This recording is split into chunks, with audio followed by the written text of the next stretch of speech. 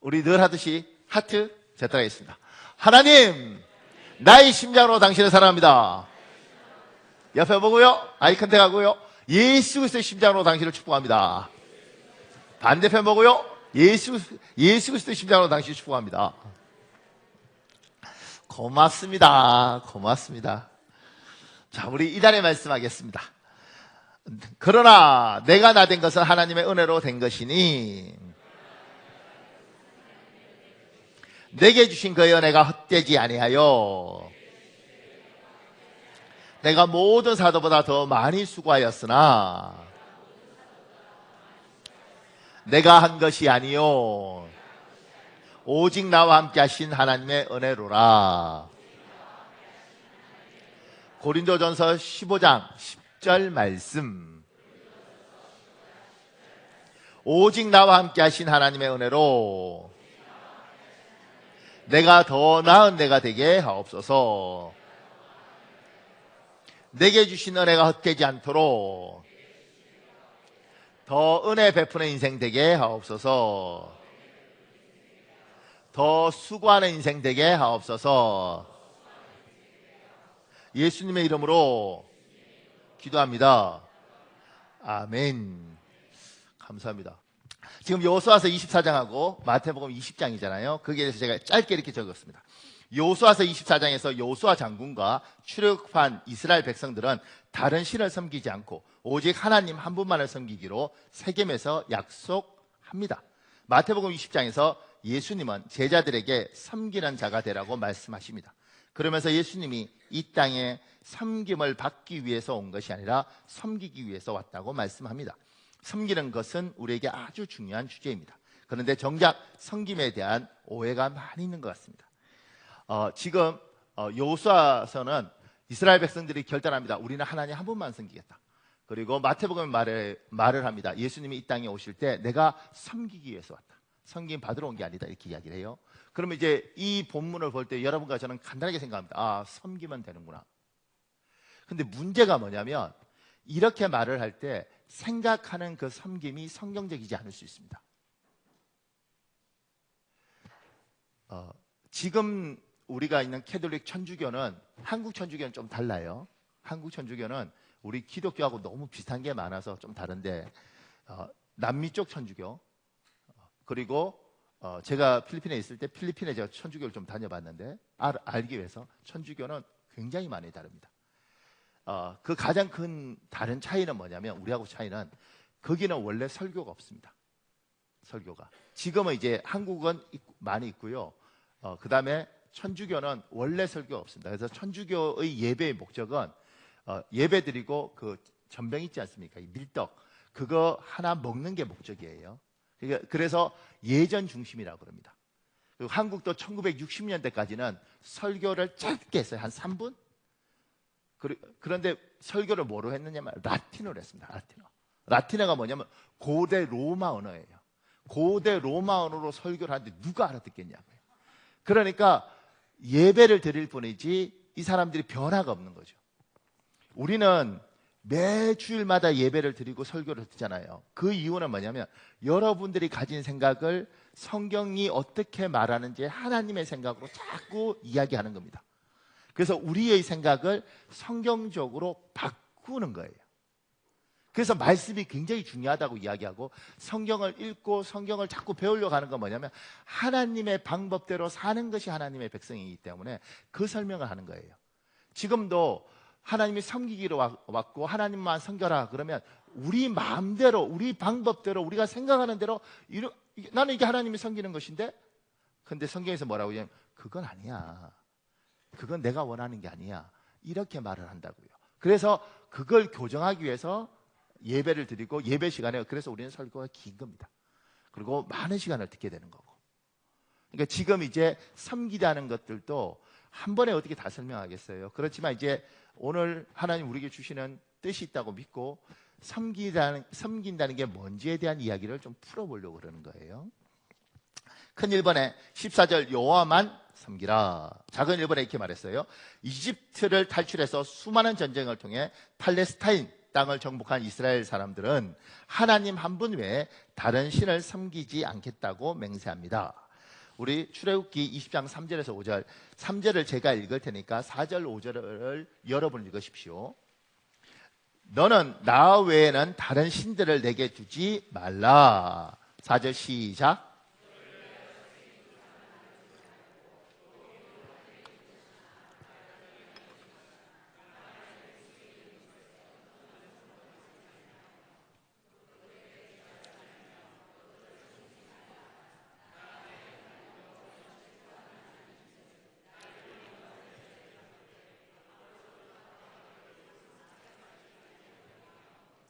지금 여기에서 너는 나 외에 다른 신들을, 신이 아니에요, 신들을 섬기지 말라 이래요.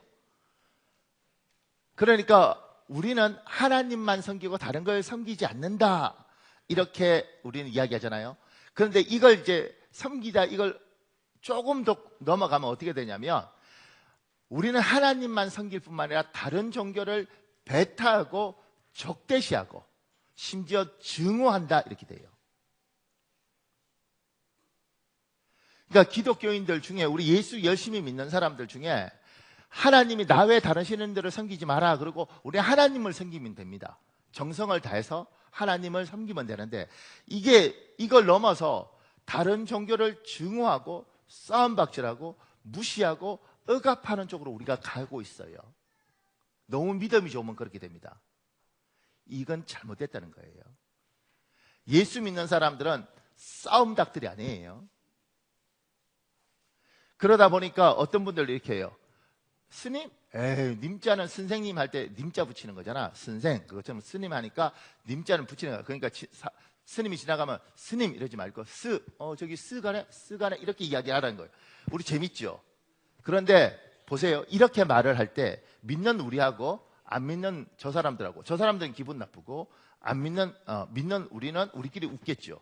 근데 이 둘 중에 신앙이 없음에도 불구하고 언젠가는 신앙을 가져야겠다는 생각하는 사람이 우리를 보면서 무슨 생각이 들겠어요? 이렇게 말한 쓰지를 않아요. 야, 저거 쓰야. 이 사람을 보면서 나도 저 종교에 가서 나도 저들이 믿는 하나님을 믿고 싶겠다, 이러겠냐고. 우리가 믿음이 너무 좋아서 여러분과 저는 믿음이 조금 떨어져서 그냥 여기 있지만, 믿음이 너무 좋아서 봉은사 이런 데 절에 가서 막 예수 천당 불신지요 이러고 막 찬송가 부르고 이런 사람들이 있어요. 알랄랄랄랄라 방언하고. 그걸 우리는 뭐라고 하면, 우리는 제대로 된 믿음을 가졌고 니들은 잘못됐으니까, 그러니까 나 외에 다른 신을 섬기지 말라고, 하나님을 섬기라는 것이지 다른 걸 적대시해서 죽여라 이런 것이 아니란 말이에요. 막 이렇게 했어요. 그리고 우리는 뭐요? 믿음이 있네, 복음은 저렇게 전해야 돼, 이렇게 할 수 있어. 근데 뒤집어서 누가 우리 교회에 와서 스님께서 할렐루야 목사님 똑똑똑똑 이러면 우리는 어떻게 했냐고. 이 땅은 같이 공존하는 겁니다. 저들의 신앙이 틀렸든 잘못됐든 저들 나름대로 스스로 결정할 결정권이 있고, 그 결정권에서 우리가 존중하는 거예요. 아니라고 우리는 생각하지만, 틀렸다고 속으로 생각하지만, 무시하고 박해하고 싸우고 나쁜 이렇게 하면 우리가 망가지는 거예요. 인정하는 겁니다. 그냥 저 사람들은 저렇게 믿구나, 우리는 저게 진짜가 아니라고 생각하는데 저들은 하나님을 안 만났으니까 저렇게 믿구나. 그리고 우리는 뭐요? 우리는 우리 하나님을 섬기는 거죠. 저게 하나님이 아니니까 저기가 어떻든 간에 저기가 중요한 게 아니라, 내가 하나님 외에 다른 신을 섬기지 말라니까 나는 내 하나님을 열심히 섬기는 겁니다. 이거하고 싸운다고 복음이 늘어나는 게 아니에요. 이거하고 다툰다고 복음이 확장되는 게 아니에요. 이들이 어떻든 간에 우리는 우리 믿음을 지키고 우리 하나님을 열심히 섬기는 겁니다. 그러면 이 사람을 여기가 보고 있고, 이 사람을 우리 주위가 보고 있고, 이 사람을 우리하고 다른 종교가 보고 있는 거예요. 그리고 결정하는 거예요. 그런데 우리가 이 하나님을, 나 외에 하나님을 섬기지 말라는 걸, 하나님만 열심히 섬기는 것을, 그거 아니라 여기하고 싸움박질하는데 에너지를 쓰다 보면 내 주위의 사람도, 믿지 않으면서 날 보는 사람도 예수 믿으면 싸워, 쟤들은 지금만 올 테야, 똑똑해, 정말 쟤들은 말이 안 통해, 이렇게 가는 거예요. 복음에 우리가 방해물이 되는 거죠. 그 밑에요. 하나님만 섬기는 행위는 다른 종교를 부정하고 무시하고 조롱하는 것이 아닙니다. 우리 하나님 성부 성자 성령 하나님 성령 삼일체 하나님만을 사랑하는 것입니다. 다른 신이 아니라 오직 하나님만을 사랑하는 것입니다. 그러니까 여러분 중에 혹시 설교를 듣다가 오해해서 목사님 그럼 불교도 옳은 건가요? 뭐 그쪽 이슬람도 구원이 있는 거예요? 근데 그 이야기 하는 거 아니에요. 그러니까 그렇게 말을 하는 건 뭐냐면 싸우겠다는 이야기예요. 그러니까 그거 아니고 우리하고 다른 사람들에 대해서도 같은 사회에서 공존하자, 같이 공존하는 거예요. 이들이 맞다는 게 아니에요. 그런데 우리는 이들과 싸우는 데 포커스를 두는 게 아니라 우리 하나님을 열심히 섬기는 데 포커스를 둔다는 거예요. 그 박철범이라는 사람이 쓴 글 중에 재밌는 글이 있습니다. 보세요. 4학년이 되면서 나는 어머니의 어머니, 즉 외할머니에게 맡겨졌다. 외할머니의 삶도 순탄치는 않았다. 젊은 시절에 미군 부대에서 흘러나오는 물건들을 시장에 팔면서 꽤 큰 돈을 모으시기도 했다. 모두 부처님의 은공 덕분이라고 생각한 외할머니는 절을 하나 지을 수 있을 정도의 재산을 쏟아부으셨다.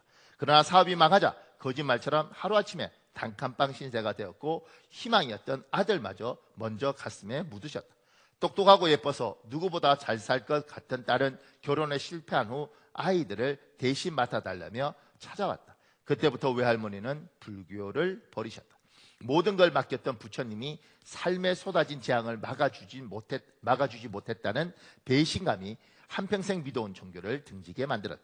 그때부터 외할머니는 불경을 외우는 대신 기도를 드렸고 술과 담배를 즐기는 대신 성경 읽는 것을 낙으로 삼으셨다. 하나님께서는 그런 외할머니를 무척 사랑하셨던 것 같다. 외할머니의 단순하고 순진한 기도들이 어떻게 이루어졌는지를 모두 목격한 나로서는 그렇게 생각할 수밖에 없다.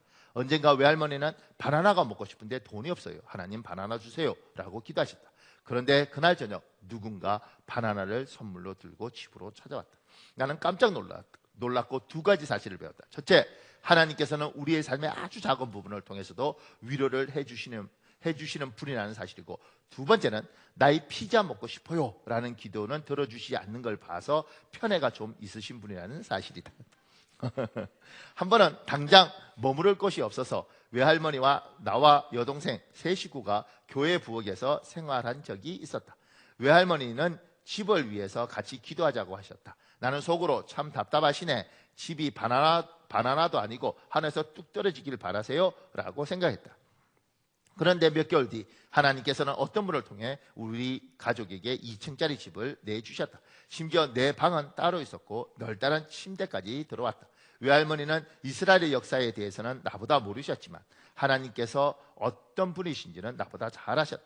나의 성경 지식은 외할머니의 순전한 믿음 앞에서는 아무런 의미가 없었다. 외할머니 밑에서 자라도록 인도하신 것이 무엇을 가르치기 위함이었는지는 오랜 세월이 지나 외할머니가 돌아가신 후에야 나는 비로소 하나님의 뜻을 깨달았다.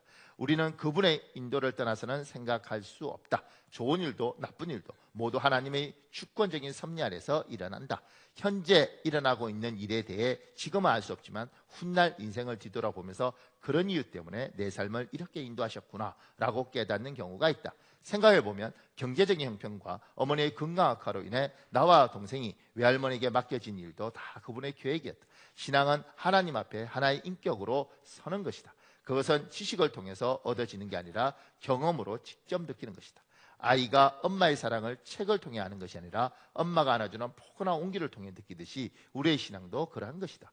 머리통에 지식 좀 들어있다고 교만해졌던 나는 외할머니와의 생활을 통해 그 사실을 조금씩 알기 시작했다. 이 사람 변호사인데 재밌습니다. 서울대 공대 나와서 고려대 법대를 가서 이렇게 변호사가 됐어요. 그러면서 이제 공부에 대해 있으니까 공부가 예배다 그러고 열심히 공부를 한 거예요.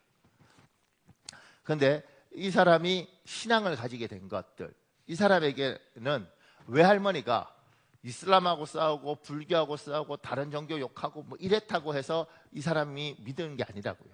외할머니 하나님을 열심히 섬겼어요. 하나님을 사랑하고 하나님에 대해서 흠모하고 기도하고, 그걸 손주인 이 아이가 보면서 하나님 정말 살아계시구나, 야, 하나님 정말 살아계시구나, 이렇게 이야기를 하는 거죠.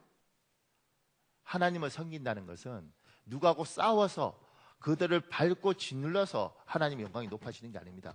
여러분이 열심히 하나님을 섬기는데 우리 아들이, 내 주위의 사람이, 내 친척들이 보면서 정말 하나님 살아있네, 저 사람 보면 살아있는 것 같아, 하나님이 정말 도와주네, 그것이 하나님을 섬기는 것이라는 거예요. 그러니까 싸우지 마십시오. 싸우지 마시고, 스님들 이렇게 지나가고 이러면 욕하지 마시고 웃어주시고, 그렇다고 공양 이런 건 하지 말고 그건 너무하잖아. 그런데 그냥 웃어주고 그냥 잘 지내시라는 거예요. 왜냐하면 사람들하고 잘 지내는 것도 기독교의 덕목입니다. 우리하고 다르지만, 그리고 그것이 바람직하지는 않지만, 그럼에도 불구하고 우리 주위에 바른 사람만 있나요? 아닌데 잘 지내는 거예요. 제가 작은 입을 해요. 하나님을 섬긴다는 것은 그분을 예배하는 것입니다. 우리는 예배 행위를 통하여 하나님을 섬긴다는 것을 하나님과 다른 사람과 그리고 사탄에게 증명하는 것입니다. 예배는 아무나 드리는 게 아니에요. 하나님 믿는 사람만의 예배를 드리는 겁니다. 굉장히 귀한 거죠, 우리의 예배가. 그러면서요, 그 밑에요, 정기적으로 예배하는 것은 아주 중요한 행위입니다. 예배는 기분이 좋으면 드리고 기분이 나쁘면 안 드리는 것이 아닙니다. 모든 공적 예배에 참석하는 것은 신앙의 기본 중에 기본입니다. 그러니까 정기적으로, 특히 주일 예배, 이런 예배들을 지키는 건 굉장히 중요한 겁니다. 믿지 않는 사람은 아예 예배를 안 지키고요, 믿는 사람은 믿음의 정도에 따라서 예배에 참여하는 것이 다릅니다. 믿음이 좋은 사람은 비가 오나 눈이 오나 바람이 부나 예배에 오죠. 믿음의 상태가 안 좋은 사람은 비가 오면 안 옵니다. 갑자기 몸이 늘어지면서 주님이 날 이해해 줄 것 같아요. 그래서 주무시고 계시죠. 더 심한 경우는 비 오는 날 토요일 밤에 한일 전에 한국이 졌어. 믿음이 확 떨어지면서 열받으면서 예배를 안 와도 하나님 이해해 줄 것 같아요. 예배는 내 기분에 의해서 드리는 게 아니라 신앙이 있는 사람, 하나님을 섬기는 사람은 힘들어도 예배하는 거예요. 피곤해도 예배하는 거예요. 때로는 미칠 것 같아. 그래도 예배하러 가는 거예요. 아이고, 저 집사가 예배 왔네. 못 올 줄 알았는데 예배 왔네. 아, 믿음이 참 무섭구나. 이 이야기예요. 조금 더요. 그 밑에요. 목사님, 전 삶 자체가 예배입니다. 아주 좋은 멘트입니다. 근데 문제가 많은 멘트입니다. 모든 사람의 친구는 어느 누구의 친구도 아닙니다. 집사님, 왜 예배를 그렇게 제대로 안 드리세요? 그럼 이런 분들이에요. 목사님, 저는 삶이 예배예요. 이런 분들 있어요. 삶이 예배. 만인의 연인, 모든 사람의 남자친구는 내 남자친구가 아니에요. 모든 사람의 여자는 내 여자가 아니에요. 제가 아까 처음에 인사한 신혼부부한테 출했을 때 제가 그랬어요. 지금 인구가 78억인데 반 잘라서 39억이 남자고 39억이 여자면 지금 이 선택을 하는 순간 당신은 39억이니까 38억 9,900, 이 여자를 다 포기하는 거다. 이 남자를 다 포기하는 거다. 그리고 이 여자만 사랑하겠다고 결단한 거예요. 엄청난 거죠. 너무 큰 결정을 했어요. 너무 많은 걸 포기를 했어요. 그 결정이 결혼이잖아요. 그것처럼 여러분과 제가 하나님을 섬기겠다 이렇게 이야기할 때 구분하는 겁니다. 그래서 주일 예배 시간을 가지고 이 예배를 지키기 위해서 마음을 쓰고 어떻게든 시간을 구분하고, 그래 예배를 지켜야 되는데 이렇게 구분하는 거하고, 저는요 살아 숨쉬는 게 예배예요. 그러니까 교회 가도 되고 안 가도 되고 자도 되고 나는 그냥 하나님과 24시간 동행해요. 이게 잘못됐다는 거지. 그렇게 말하는 사람 치고 제대로 된 사람 없습니다. 목사님, 제게 하나님께 거고 하나님께 제 거예요. 저는 헌금을 안 해도 모든 게 하나님의 것입니다. 이 사람들 이상하다니까. 굉장히 좋은 것 같지만 아무것도 아닌 거예요. 저는 만인을 사랑해요. 누구도 안 사랑하는 거예요. 착각하고 있는 거죠. 조금 더 갈까요? 제가 그 밑에요. 예배는 단순히 참석하는 것이 아닙니다. 예배를 통하여 하나님을 높이고 예배 속에서 하나님을 만나는 것입니다. 그래서 예배 속에서 내 인생의 의문과 질문에 대하여 응답받는 것입니다. 그래서 예배에 실패하면 인생에도 실패합니다. 예배에 성공하면 인생도 성공합니다.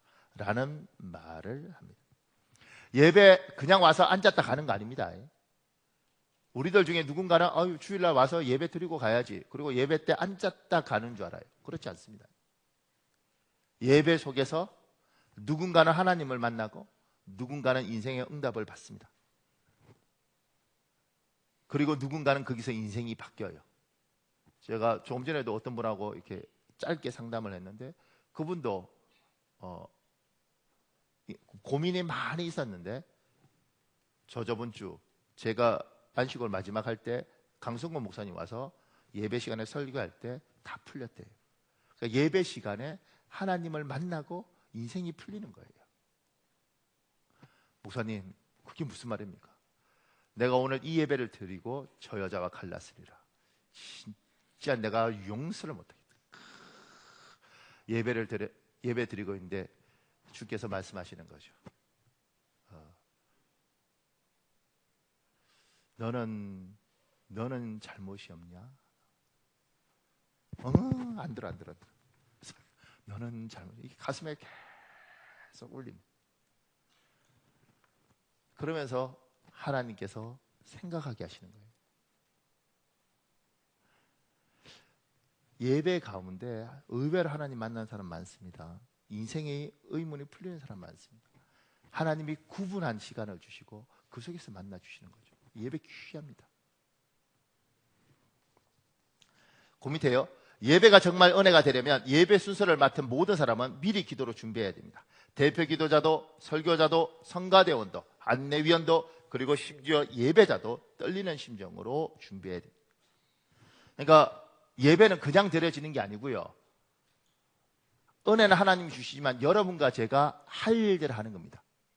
대표 기도자들은 일주일 전부터 예배를 위해서 계속해서 기도하고 있고, 그 다음에 제 같은 경우도 설교 준비 다 해놓고 일주일 내내 설교 준비하거든요. 하고 하나님 은혜 주십시오. 이 속에서 누군가는 응답받게 해주십시오.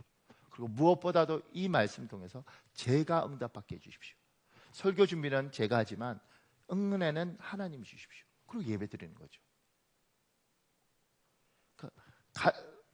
여러분들 중에 혹시 누가 이렇게 말씀해요? 목사님, 요새 목사님 설교가 은혜가 안 됩니다.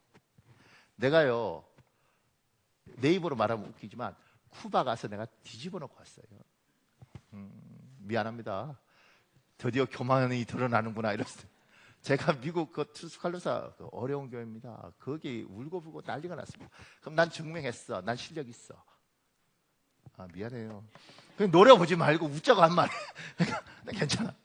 그러면 왜 우리 교인들 중에 은혜를 못 받는 사람이 있을까? 이 질문 해볼 수 있잖아요. 그죠? 제가 쿠바에 설교하면서 뭘 느꼈냐면, 공산당이잖아요. 공산주의예요. 그리고 기독교에 대한 탄압이 지금 오고 있어요. 그 사람들이, 어떤 사람은 2시간 걸어서, 어떤 사람은 3시간 걸어서 예배 온 거예요. 왜냐면 그 버스가 없으니까. 그리고 그들이 은혜를 받고 이 힘으로 이 탄압을 버티겠다고 온 거예요. 그러니까 얼마나 간절하겠냐고, 말씀을 듣고 예배를 드릴 때. 아침 일찍이 걸어서, 마을에 출발해서 걸어서 3시간 걸려서 와서 예배 시간에 예배 들을 때 그 말씀 듣는 게 같겠냐고. 오늘 주일이야? 몇 시야? 11시야? 잠깐만, 우리는 찬양하고 설교하니까 잠깐 씻고 30분까지만 가면 되겠다. 아싸 이러고 와서 오늘은 길겠지? 뭐 이렇게 있는 사람하고 3시간을 걸어서 온 사람하고 같겠냐고. 그러지 않겠어요? 지금 남원 목사님 목회하는 그 투스칼루사는 제가 지금도 안 있는 이야기가 있는데, 그게 뭐냐면 그 정인선 집사 그잖아요. 정인선 집사가 저하고 통화할 때 이렇게 말을 했어요. 그 지금 이제 남원 목사님 가기 전에, 목사님 예배를 드리는데 분노가 나요.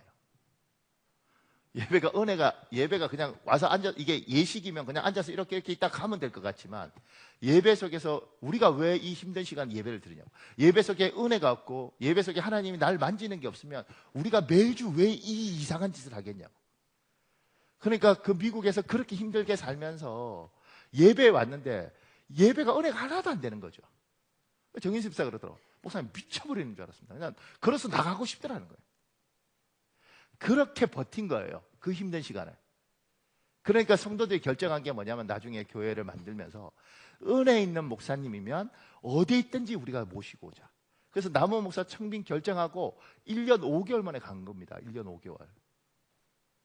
그 기다린 교회도 굉장한 것이고 그것 때문에 40일 급여하면 남 목사도 굉장한 것이고 그걸 다 봐준 여러분도 굉장한 거예요. 나한테 와서 목사님 1년 반 5개월 동안 남 목사님은 뭐 하시고 계십니까? 이럴 수 있잖아. 그잖아. 여러분 착한 사람들이에요. 남원 목사님 그 청빙 결정되고 그 1년 동안 아무 일도 안 했다고. 여러분 다 까먹었어요. 아무 일도 안 했다고. 그 다음에 지금 우리 유치부 문명수사 잘하잖아요. 유치부 맡아서 한 거죠. 여러분이 다 봐준 거예요. 그렇게. 그리고 거기서는 미국에서는 좋은 목사님 있으면 우리도 예배 드리고 싶다. 그래서 1년 5개월을 기다려서 데려간 거예요. 왜냐하면 이 예배 가운데 하나님을 만나고 은혜 받고 싶어서. 그래서 사는 거예요. 그래서 저희 사모가 왜 저하고 사는 것 같습니까? 제가 그 여자 3번 누가 나 소개할 때 그러더라고. 이 목사님 대단한 사람이에요. 그래서 나는 뭐 똑똑하다 뭐 이런 이야기 하려나 이렇게 했는데 뭐는 마누라 3번 버리고 공부하러 간 사람이 이렇게. 그러면 우리 사모는 어떻게 버텼을까? 이렇게 생각해 보면요. 지금도 제가 보면 52주 중에 50주는 주일날 울면서 예배해요. 그러니까 오늘도 예배 끝나고는 가서 유리 보고 이렇게 눈물 닦는다고. 아니 그게 나와 같이 20년 살았잖아요. 남편은 어떤 상태인지 알잖아요. 우리 사모가 내한테 놀라운 말 했어요. 목사님은 같이 살기에 쉽지 않은 남자예요. 내가 그때 알았어. 내가 복잡한 남자가 나 쉽지 않아요. 여러분이 목사로 봐서 좋게 볼 뿐이지 저 쉽지 않아요. 그럼 어떻게 살았겠냐? 그런데 매주 주시는 은혜 때문에 버틴 거예요. 그리고 사는 거지. 그럼 나는요? 나는 여기 매주 설교하는 게 쉽겠어요? 여러분들 중에 설교 듣다가 자는 사람, 조는 사람, 짜증내는 사람, 그리고 어떤 사람은 이렇게 듣다가 갑자기 눈 감고 조는 사람, 뭐 설교하면서 복잡해. 아니 계속 듣든가, 아니면 처음부터 자든가, 듣다가 갑자기 졸다가 조는 같다고 포기했는데 눈 뜨고 계속 꽂고 있으면 이건 뭐야 이렇게. 심지어 계속 졸다가 기도 시간에 막 울면서 기도하면 저 사람 꿈에 하나님을 만났나. 복잡해. 그럼 나는 어떻게 인간의 힘으로 버티겠어요? 은혜가 없으면 어떻게 버티냐고. 예배하면서 은혜 주셔서 가는 거지. 그러니까 주일날 올 때 남이야 은혜를 받든 못 받든 일단 나는 하나님 은혜 주십시오. 은혜 없이면 못 버팁니다. 은혜 주십시오. 지금 이 예배들 중에 여러분 중에 열심히 예배하는 것 같지만 저는 확실합니다. 제가 제일 간절합니다. 왜냐하면 나는 일주일 내내 이 예배를 위해서 설교를 준비하는 게 이 예배를 준비한 거예요. 하나님 은혜 주십시오. 은혜 주십시오. 그래서 제가 제일 은혜를 많이 받는 거죠. 왜냐하면 내가 계속 흥분해 있잖아. 그러니까 여러분 중에 은혜가 떨어졌다고 생각하는 사람은 자기를 돌아볼 필요가 있어요. 저야 날마다 제가 준비하고 제가 돌아봐야 되겠지만 쿠바 일주일밖에 한 달밖에 안 됐잖아요. 미국 집회 3주간밖에 안 됐잖아요. 그러면 그때 역사하신 하나님이 여기서 역사 안 하겠냐고. 제가 쿠바에 설교하면서 뭘 했겠어요? 그 사람 막 박수치고 은혜 받더니 이렇게 하는 거죠. 담임 목사는 이렇게 되는 겁니다. 하나님 우리 교인들도 이 은혜 주십시오. 토스칼로사에서 한 30년 거기 있고 영락교회 출신들 거기 가서 뭐 그런 분들 자부심과 프라이드 많은 사람들 은혜 받기 쉽겠어요? 그들이 막 울고 불 꺼놓고 기도할 때 뭐라고 했겠어요? 하나님 우리 교인들에게도 이 은혜 주십시오. 그 밑에요. 헌금도 미리 준비해야 됩니다. 헌금 봉투에 문구 하나하나도 정성을 다해서 하나님께 편지 쓰듯이 써야 합니다. 헌금이 중요하죠. 그런데 그것보다 보세요. 제가 이제 제 방에 여러분 교회 시스템을 잘 모르실 수 있는데 저렇게 헌금이 잘 들어오면 재정부가 가져가서 다 이렇게 재정부원들이 알아서 합니다. 그리고 그 중에서 이제 기도 제목 이런 거 있는 봉투는 헌금을 다 이렇게 계수하고 그다음에 빈 봉투를 쫙 재정부가 저한테 갖다 줘요. 그러면 제가 이제 그걸 저하고 제 아내하고 이렇게 쭉 보면서 누가 이런 기도 제목이 있구나. 그리고 우리가 새벽에 기도해요. 그런데 단순히 헌금 뭐 새돈 갈아서 이렇게 해서 하나님께 드리는 거 귀하죠. 그런데 그들이 헌금하면서 이 헌금의 마음을 담은 게 보여요. 제가 그 중에서 몇 개 이렇게 뽑아왔어요. 보세요. 내 신을 벗어라. 주여 찾으실 때 있어야 할 자리에 있게 하시고 없어야 할 자리에 없게 하소서. 주의 몸된 교회를 사랑하게 하옵소서. 이러고 헌금을 했어요. 내 뜻대로 안 되어도 감사함은 아버지의 뜻대로 되기 때문에 더욱 감사합니다. 조카의 골프대회 우승을 감사드립니다. 그 아이가 지금처럼 주님을 의지하고 기도하며 나아갈 수 있도록 그 아이의 믿음을 지켜 주옵소서. 이 고모가 고등학교 조카를 위해서 한 거예요. 하나님과 예수님에 대한 감사함과 내 안에 성령님을 만나 뵙기를 구하며 40일 새벽 기도를 드리니 받아 주시옵소서. 아버지를 다시 교회로 인도해 주셔서 감사합니다. 이게요, 사연을 하면 이 문구 하나하나마다 이들의 눈물이 있어요. 어떤 헌금은 문장이 아주 간단하다고 하시면 그냥 이렇게만 딱 적혀 있어요. 이렇게 적혀 있습니다. 하나님 살려주세요. 제가 제 방에서 만약 이거 이렇게 보면 무슨 생각할 것 같아요? 그러면서 이런 생각 들어요. 나도 이렇게 미치겠는데 하나님이 저거 보면서 무슨 생각을 하시겠어요? 그러니까 에이 뭐 주일날 헌금 빈손으로 나오지 말라니까 이게 아니라 헌금을 할 때도 하나님 받으십시오. 그리고 어떤 사람은 토요일 날 저녁에 하나님 앞에 정성스럽게 딱 쓰고 마음을 모아서 하나님 앞에 드린다고. 그 사람의 예배, 이게 하나님을 섬기는 거죠. 그 밑에요. 예배는 우리 인생의 고귀한 가치입니다. 삶의 순간마다 예배로 하나님과 관계를 맺습니다. 결혼도, 이사도, 사업도, 삶의 마지막 순간조차 우리는 하나님께 예배합니다.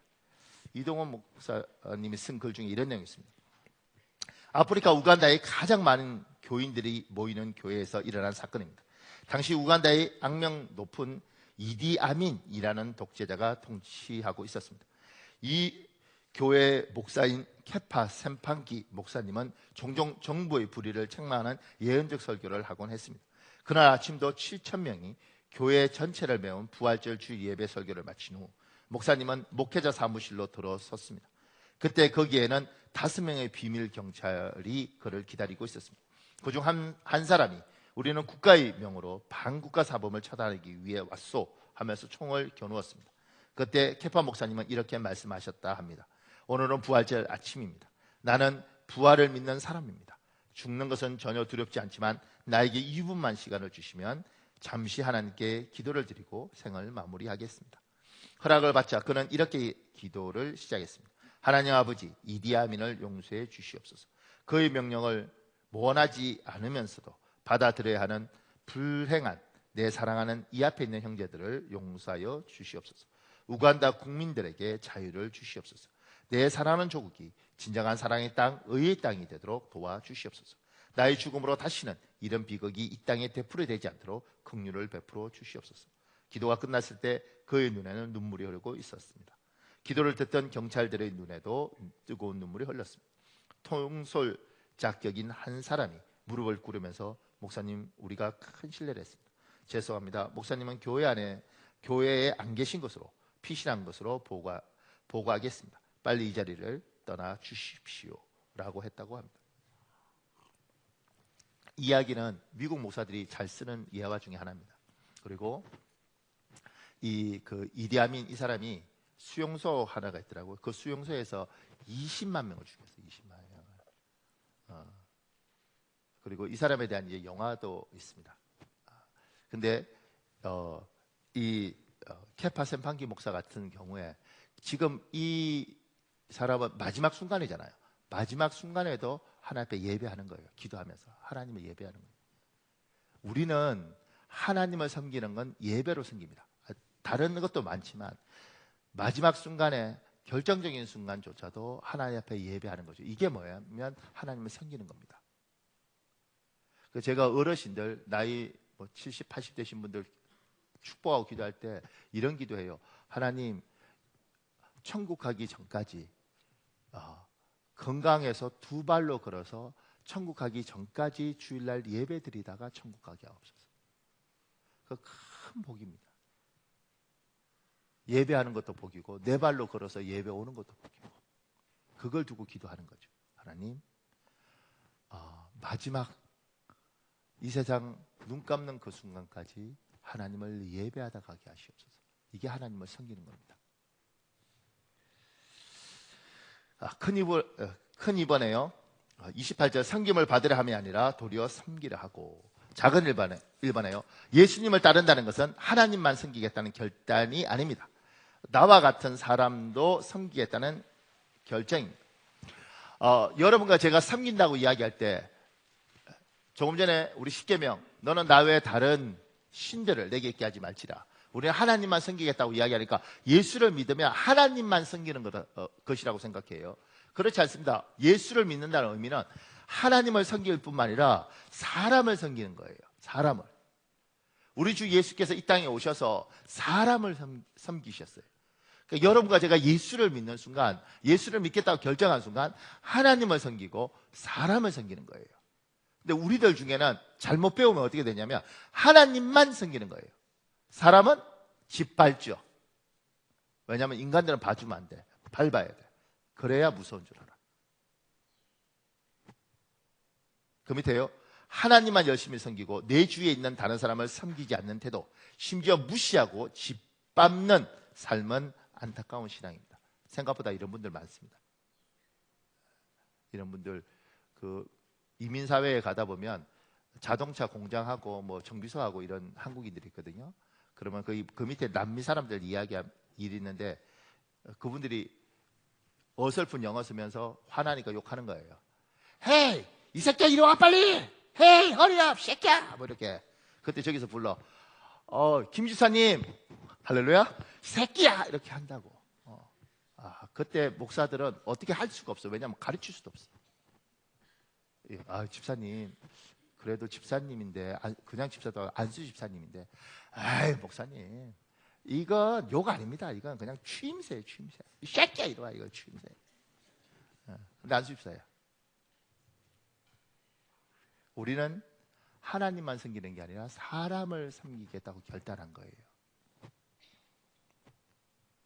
그 밑에요, 예수님처럼 이 땅에 사셨던 모습, 나는 섬김을 받으러 온 것이 아니라 섬기러 왔으며 많은 사람의 죄값을 치르기 위해 내 생명마저 주려고 왔다 처럼 살다 가는 것이 우리 기독교인의 소망이고 꿈입니다.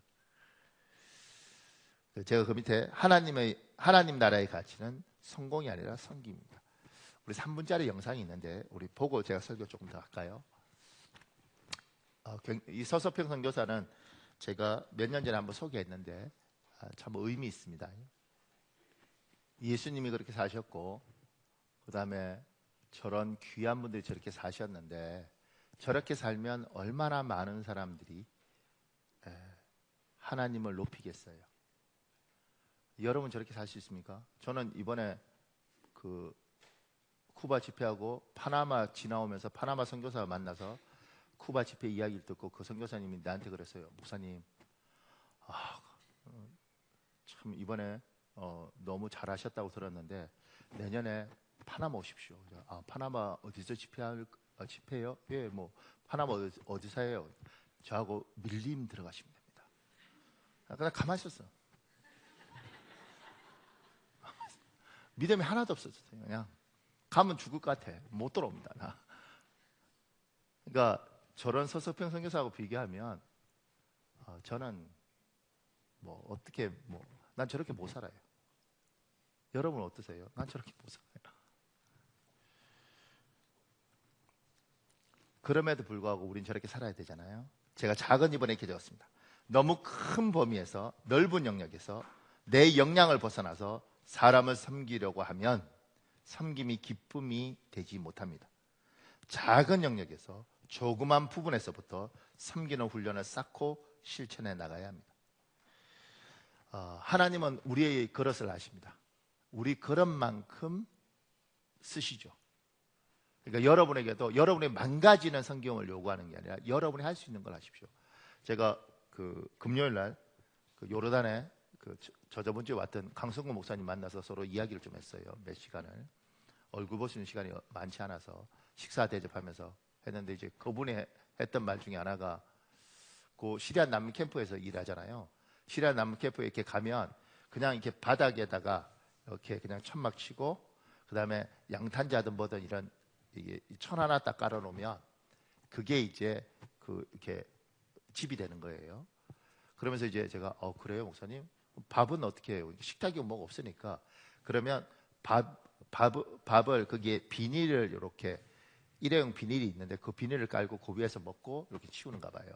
근데 비닐이 없으면 그냥 이렇게 그 빵이잖아요. 이렇게 넓은 빵을 그냥 양상추에 이렇게 던져주면 그 양상추에 던져준 빵을 이렇게 먹는 거래요. 근데 어느 날 이제 이 집에 갔는데, 그 집도 여전히 천막으로 짓고 양탄자 깔아놨는데, 애가 응가를 했는지 그 응가한 애 걸 대충 치워서 이렇게 양탄자에 애 그 변이 조그만 애가 있는가 봐요. 애 변이 이렇게 툭툭 떨어져 있더래. 그래서 그런데 뭐 선교사가 가릴 수 없으니까 앉아 있었대. 그런데 여기가 선교사님 왔다고 밥 대접한다고 빵을 그 위에 툭툭툭툭 던져. 근데 강목사님은 먹어요. 그 제가 근데 이제 사모님이 미치는 거죠. 사모님. 제가 그거 보면서 참 하나님 고맙습니다. 그릇만큼 쓰시죠. 저는 저 그릇이 아니니까. 사모님은 더 재밌는 이야기를 해요. 그 남자들하고 이렇게 쭉 한 30명 모여서 이렇게 뭐 이렇게 차 마시고 이러면 이게 컵이 많지 않으니까 그냥 하나 갖고 쓴다네요. 컵 하나 두고 이렇게 30명이 돌아가면 이렇게 부어주면 하나가 마시면 그 다음에 붓고 이렇게 해서 쭉. 근데 남자 30명 쭉 먹고 사모님 끝에 있는 거지 이렇게. 죽어도 못 먹겠더래. 그러니까 이제 그걸 어떻게 감당하겠어요. 그러니까 근데 강성구 목사님은 거기에 대해서 감사하면서 하더라고요. 그릇이 하고 다르죠. 사모님 얼굴은 이번에 보니까 많이 변했던데 정말 자기를 많이 내려놨더라고요. 그러면서 그러더라고요. 사람 사는 거 목사님 참 별거 아니다. 그냥 이렇게 바닥에 천 하나 깔아놓고 양탄자 같은 거 하나 깔아놓고 그냥 천 조각 세워놓으면 그렇게 살면 되네. 있으면 먹고 없으면 굶고. 그러니까 얼굴이 편안하더라고요.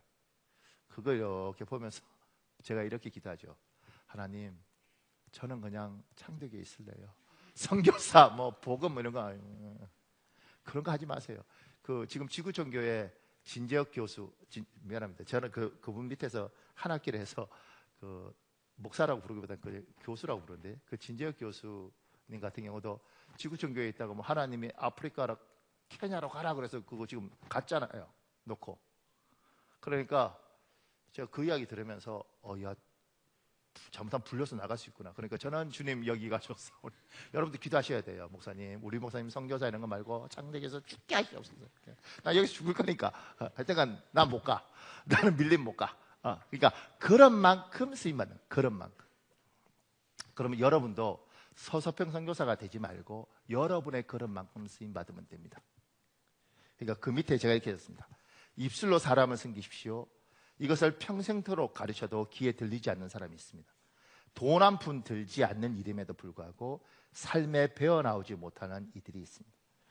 참 입술로 사람을 섬기는 거예요. 근데 이게 안 되는 사람이 있습니다.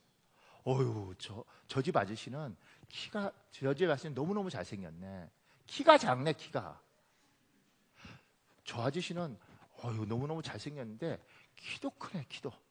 성질이 안 좋잖아, 성질이. 하여튼간에 저기는 키도 크고 얼굴도 잘생겼고 성격도 굉장히 좋다네. 학벌이 없잖아. 뭐든지 이렇게. 그러니까 여러분과 저에게 언어를 주셔서 이렇게 사람을 이렇게 세울 수 있는데 이게 안 되는 사람이 있어요. 안 들려 이게. 그러니까 입술로 봉사하는 거, 입술로 섬기는 거예요. 이웃을. 자, 그 밑에요. 말의 내용도 중요하지만 말투와 목소리도 중요합니다. 말에 온기가 있을 수도 있고 냉기가 서려 있을 수도 있습니다. 하나님을 섬기는 사람들은 말의 내용도 어투도 목소리도 따뜻해야 됩니다. 이성복 시인이라는 시인이 있습니다. 그 사람이 아들에게 하는 시가 있는데 그게 이런 내용이 있습니다. 사랑은 응시하는 것이다. 빈말이라도 따뜻이 말해주는 것이다. 저 이 시 보고 너무 좋아서. 사랑은 응시하는 것이다. 빈말이라도 따뜻이 말해주는 것이다. 여러분의 언어가 사람을 섬기려면 내용도 중요하지만 따뜻해야 됩니다. 같은 말도요, 따뜻한 사람이 있습니다. 우리 결혼 몇 주년이지? 30주년. 내하고 산다고 고생했다. 나도 니하고 산다고 고생했지. 우리 고생이야. 이런 사람이 있어. 같은 말도 손 잡고 여보 우리 벌써 결혼 30주년이네. 나하고 산다고 고생 많이 했지.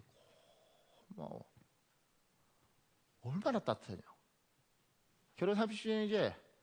나 만나서 고생 많이 했지. 나도 미쳐버린 줄 알았어. 야, 이거 왜 그러냐고. 왜?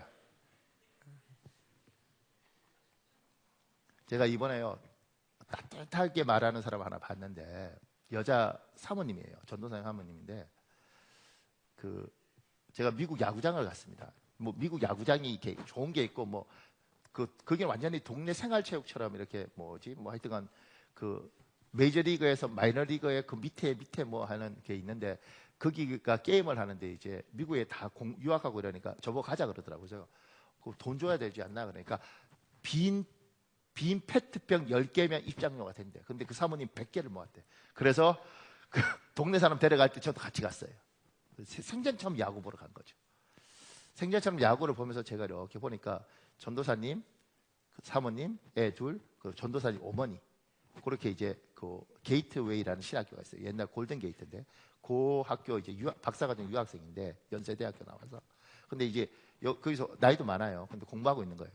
근데 제가 이렇게 보면서 이제 아이들이 막 신나하면서 걔는 다 미국에서 태어난 애들인데 신나하면서 이제 아버지가 하고 막 이렇게 하니까 제가 이렇게 보면서 나는 평생 우리 애들 한 번도 야구장에 데려간 적이 없잖아요. 왜냐면 나도 처음 가봤으니까 그 나이. 그러니까 이거 보면서 참 저런 아버지였으면 좋겠다. 그 애들한테 미안하고 참 전도사님 참 귀하네 이렇게 생각했어요. 그리고 이제 이 야구 끝나고 이렇게 나오면서 제가 애들한테 이제 사람을 이렇게 따뜻하게 말해주잖아요. 그래서 제가 얘들아 너희는 참 좋은 아버지를 뒀다. 그리고 이렇게 같이 야구하는 아버지는 참 좋은 아버지야. 그래서 전도사님이 이렇게 이제 따뜻하게 사람을 세웠죠. 그때 그 사모님이 제 말을 딱 받으면서 아니에요 목사님 좋은 할아버지를 둔 거예요 그러더라고. 그러면서 할아버지가 돌아가셨지만 친할아버지가 이 전도사님을 어렸을 때부터 그렇게 야구장 데려가고 이렇게 해서 그 문화가 이렇게 가는 거예요. 이렇게 그리고 사모님 그렇게 얘기하더라고. 그걸 시어머니가 제가 그거 보면서 말을 이렇게 예쁘게 그냥 거기서 그냥 그쵸 우리 전도사님 너무 멋있어요 이렇게 갈 수도 있잖아요. 근데 시아버지를 쫙 높여주면서 집안이 예뻐지더라고요. 저렇게 말을 하면 참 좋겠다. 그러니까 말을 할 때 여러분 예수 믿는 사람은 따뜻하게 말하는 것들에 대한 훈련이 필요하고 고민을 해야 됩니다. 고민을. 근데 설교하다 보니까 여러분 표정이 안 따뜻해. 12시 29분이군요. 그만해라 이렇게. 오케이. 그만하겠습니다. 저 변했죠. 왜 변했냐면 빛나교회 갔는데 수석 부목사가 제 모교회거든요. 수석 부목사가 제 후배인데 이야기하더라고요. 목사님, 우리 목사님이 원래 설교가 좋았지만 요새 외국 다니고 부흥회 하면서 더 많이 배우니까 설교가 너무너무 좋아져서 너무 길어서 성도들이 막 미친대. 그리고 성도들 중에 교회에 왔다가 나가면서 그 수석 부목사님한테 그런데요. 설교 길어서 미치겠다고 이렇게 한다. 근데 그러면서 그러더라고요. 근데 부목사님 제가 어떻게 담임 목사님한테 이야기를 하겠습니까? 내보가라는 이야기인가? 근데 저는 그 이야기 들으면서 그 생각했어요. 내들은 한 이야기구나. 내들은.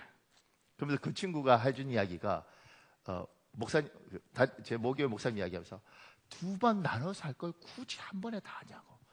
내들은 한 이야기구나. 우리 기도해야 될 시간이 한 5분 정도 필요하거든요. 사랑하는 여러분, 이렇게 하나님, 우리는 하나님을 섬기고 사람을 섬기라고 부름받았습니다. 주님, 내가 하나님을 섬기는 방법 중에 예배를 정말 예배에서 성공하고 승리할 수 있도록 도와주시고, 하나님, 내가 사람을 섬기는 부분에 대해서 하나님, 내가 따뜻하게 말을 하고 사람을 따뜻하게 높일 수 있도록 하나님 나에게 복을 주시옵소서. 우리 주여 한번 간절히 부르시고 우리 5분만 통성으로 기도하겠습니다. 주여, 아버지 하나님 여호와여 도와주시옵소서.